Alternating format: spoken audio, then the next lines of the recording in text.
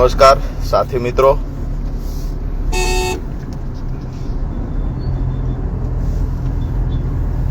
બચુભાઈ ખાબડના રાજીનામા સાથેની રાજીનામાની માંગ સાથે આજે લીંબડીમાં જ્યારે મુખ્યમંત્રી આવી રહ્યા છે ત્યારે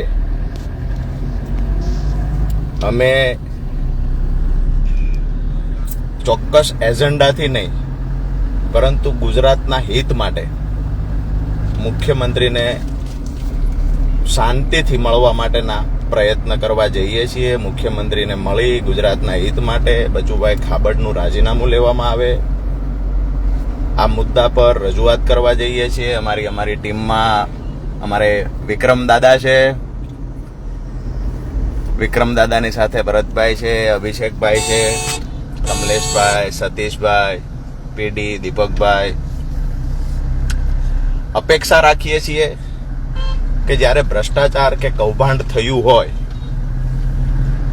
એની કોઈ મંત્રીના દીકરા વિરુદ્ધ જ્યારે ગુજરાતનો કોઈ અધિકારી તપાસ કરતો હોય તો જ્યાં સુધી કોઈ આરોપીનો બાપ જ્યાં સુધી મંત્રી પદ પર બેઠા છે ત્યાં સુધી યોગ્ય તપાસ ક્યારેય ન થઈ શકે.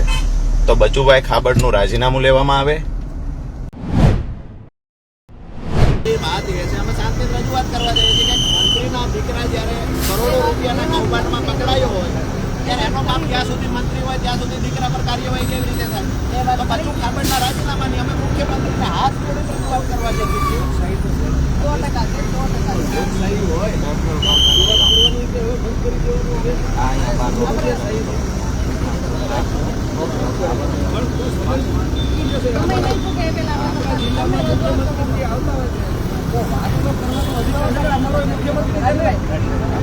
100% તમને મળતા નથી. ગાંધીનગર વારંવાર સમય માંગીએ તો મળતા નથી. તો જ્યારે અહીંયા જિલ્લામાં આવતા હોય ત્યારે તો અમે શાંતિથી મળીએ.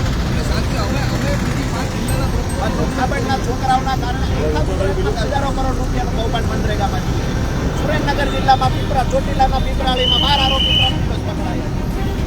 આખા જિલ્લામાં કૌભાંડ થયું, આખા રાજ્યમાં થયું. દરેક જગ્યાએ બધું ખાબડના છોકરાઓએ વહીવટદારોની નિમણૂક કરી છે. અત્યારે અમે એનું રાજીનામું માંગવા જઈએ છીએ. તો આ પછી આવી અમે વિનંતી કરીએ તમને અમને મુખ્યમંત્રી મળવા માટે જવા. અમારે કોઈ જાતનો કોઈ પોલીસ સાથેનું અમારું ઘર્ષણ નથી. ખાબડના છોકરા વિરુદ્ધ કાર્યવાહી કેવી રીતે થઈ શકે?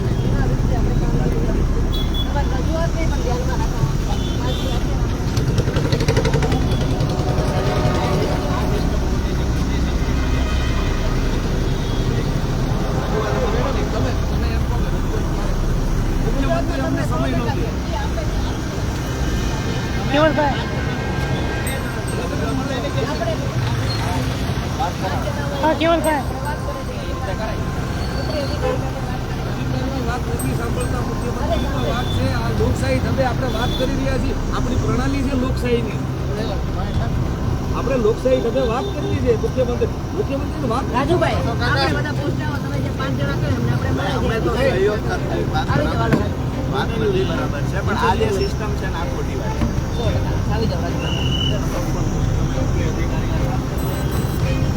વાત કરાવો.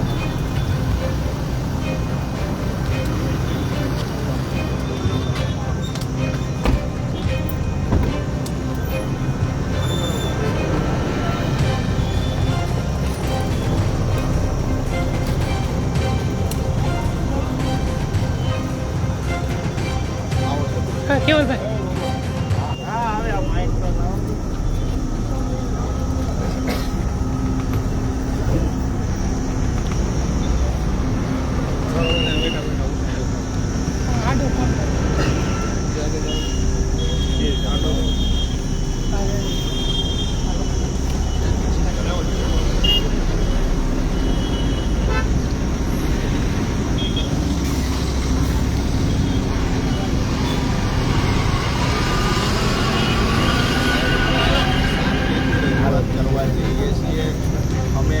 તમે નક્કી કરો કે 2 જણા કે 3 જણા 5 જણા જાય એ મુજબ જઈએ.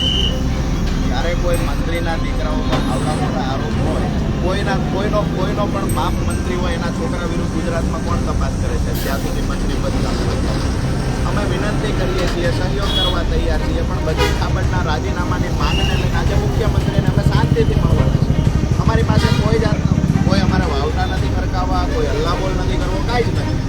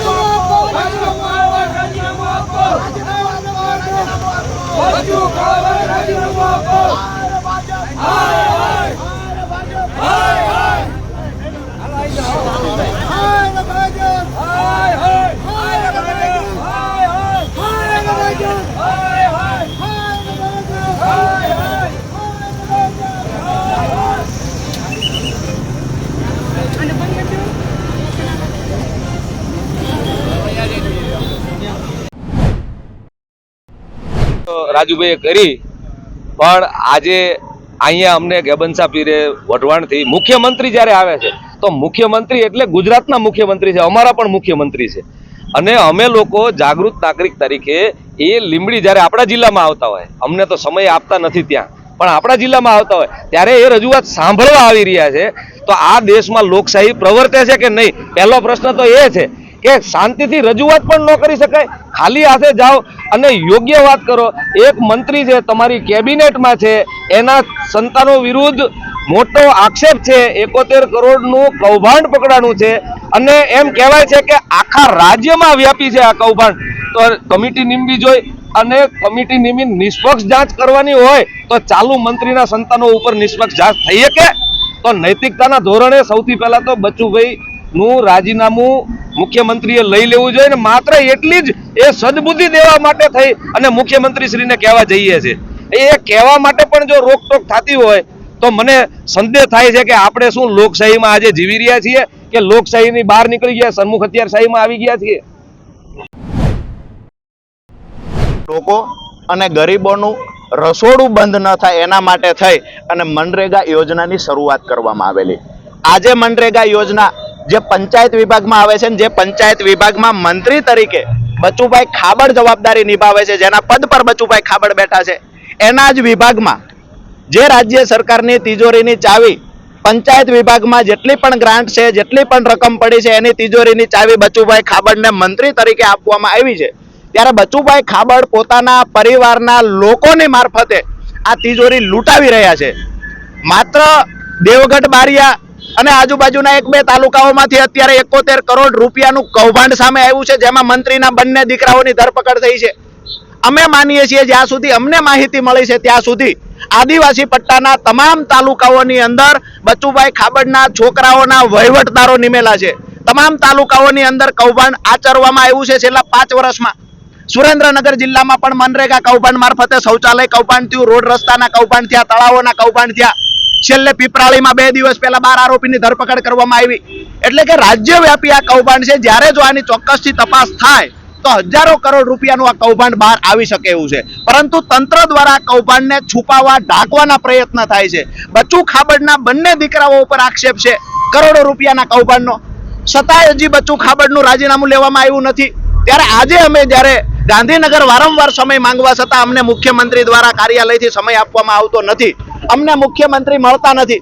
તો આજે સુરેન્દ્રનગરના લીંબડીમાં જ્યારે મુખ્યમંત્રી આવી રહ્યા છે ત્યારે મુખ્યમંત્રીને જ્યારે અમે રજૂઆત કરવા જઈએ છીએ, અમે વિનંતીપૂર્વક રજૂઆત કરવા જઈએ છીએ, કોઈ રાજકીય વાત કરવા જતા નથી કે જેનો બાપ મંત્રી હોય એના દીકરા વિરુદ્ધ ગુજરાતમાં કયો અધિકારી તપાસ કરી શકે. ચોક્કસથી તપાસ બિલકુલ ના થઈ શકે. એટલા માટે બચુ ખાબડનું પહેલા રાજીનામું લેવામાં આવે, ત્યારબાદ જે તાલુકાઓમાં મનરેગા યોજના અંતર્ગત કામ થયા છે એમાં રેન્ડમલી ક્રોસ ચેક કરી અને આ કૌભાંડને ઉજાગર કરવામાં આવે. જી.